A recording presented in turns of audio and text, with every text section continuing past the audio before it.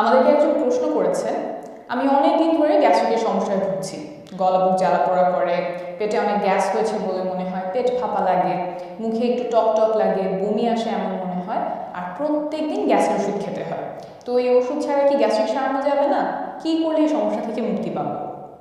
আজকে আমি আর ডক্টর ইমা ইসলাম খুব সহজ 5টা ঘরোয়া সমাধান নিয়ে কথা বলবো।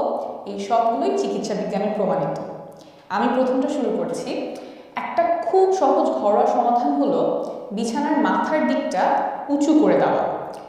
এই সমাধানটা শোনার পর অনেকে যেটা করেন সেটা হলো একটার জায়গায় 2টা বালিশ দিয়ে মাথাটা উঁচু করেন। এটাতে গ্যাস্ট্রিকের সমস্যার সমাধান হয় না, বরং আরও বেড়ে যায় অনেকের ক্ষেত্রে। কেন বেড়ে যায় সেটা বুঝিয়ে বলি।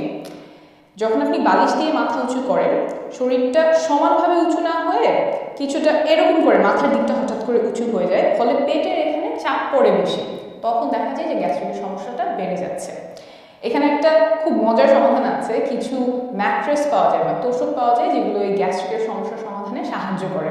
এখানে আমি ছবিটা দিয়ে দেওয়ার চেষ্টা করব, কারণ এত দামি ম্যাট্রেস বা তোষক কিনতে হবে না। খুব সহজ করে আপনি যেটা করতে পারেন সেটা হচ্ছে খাটের যেই দিকটাতে আপনি মাথা দেন সেই পায়ার নিচে একটু কাঠ দিয়ে বা ইট দিয়ে অথবা শক্ত কাগজ যে পাওয়া যায় সেইটা দিয়ে মাথার দিকটা উঁচু করে দেখেন, আপনার গ্যাসের সমস্যার অনেকটা আরাম পেতে পারেন। আর ডক্টর ইমা ইসলাম, একটু আগে আপনি খাবার নিয়ে বলছিলেন, সেটাতে যদি এখন চলে আসি। খাবার নিয়ে যেটা বলছিলাম সেটা হলো আমাদের মধ্যে একটা ধারণা বেশ অনেকটাই প্রচলিত, সেটা হলো গ্যাস্ট্রিকের সমস্যা হলে একসাথে অনেকগুলো খাবার পুরোপুরি নিষেধ। জিনিসটা কিন্তু আসলে এমন না। সবার যে সব ধরনের খাবারের সমস্যা হবে তা না, এক একজনের এক একটা সমস্যা হয়। আমার নিজের কথাই যদি বলি, আমার শশা খেলে গ্যাস্ট্রিকের সমস্যা বেড়ে যায়। তো আমরা তো শুনে থাকি যে আচ্ছা চা কফি ভাজা পোড়া ঝাল মশলা একেবারে বন্ধ করে দিতে হবে। ওই পরামর্শটাতে কিন্তু আমার খুব একটা লাভ হবে না। আমার চা কফি খেলে কোনো সমস্যা হয় না, তো আমি সেটা খাই। আপনারও ঠিক যেটাতে আপনার সমস্যা সেটা একটু খুঁজে বের করার চেষ্টা করবেন, তারপরে সেটা বন্ধ করবেন। বাকিগুলো খেতে কোনো সমস্যা নেই।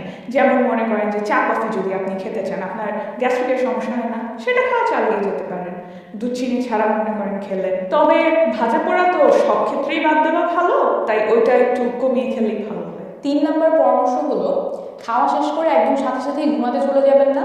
খাওয়া আর ঘুমের মাঝখানে অন্তত 3 থেকে 4 ঘন্টা সময় রাখবেন। অনেকে মনে করেন যে আমি তো 8:30টার মধ্যেই খাওয়া শেষ করেছি, অনেক আগে খাওয়া শেষ করেছি, কিন্তু তারপর যদি আপনি 9টা-10টার মধ্যে ঘুমিয়ে যান তাহলে কিন্তু গ্যাসের সমস্যা হতে পারে। তাই চেষ্টা করবেন আপনার ঘুমানোর 3 থেকে 4 ঘন্টা আগে রাতের খাওয়াটা শেষ করে ফেলতে। এখানে আমি আরেকটা জিনিস বলি, সেটা হলো আমাদের অনেকের একটা টেন্ডেন্সি থাকে যে আমরা একেবারে অনেক বেশি খেয়ে ফেলি। এই কাজটা কিন্তু করা যাবে না। এটা করলে কি হবে, পেট অনেক ভরে গিয়ে পেটে চাপ পড়বে। তাই অল্প অল্প করে খাবেন, প্রয়োজনে বারবার খাবেন, কিন্তু অল্প অল্প করে, একেবারে বেশি খেয়ে ফেলবেন না। আর শেষ পরামর্শটা হচ্ছে ওজন নিয়ে।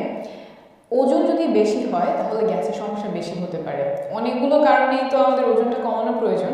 তাই আপনার যদি মনে হয় গ্যাসের অনেক সমস্যা হচ্ছে আর যদি দেখেন আসলে ওজনটা বেশি, তাহলে একটু সিরিয়াসলি চেষ্টা করে ওজনটা কমিয়ে ফেলার চেষ্টা করবেন। এখানে আরেকটা জিনিস বোধহয় আমরা একটু কম চিন্তা করি, সেটা হচ্ছে যদি কেউ মানসিক চাপে থাকে, স্ট্রেসে থাকে, তখনও কিন্তু গ্যাসের সমস্যা হতে পারে। তো আপনি হয়তো এটাও একটু খেয়াল করতে পারেন যে আপনার কি অনেক মানসিক চাপের মধ্যে আছেন কিনা এবং সেটা কিভাবে কমাতে পারেন, তাহলেও হয়তো গ্যাসের সমস্যা থেকে অনেকটা আরাম হবে।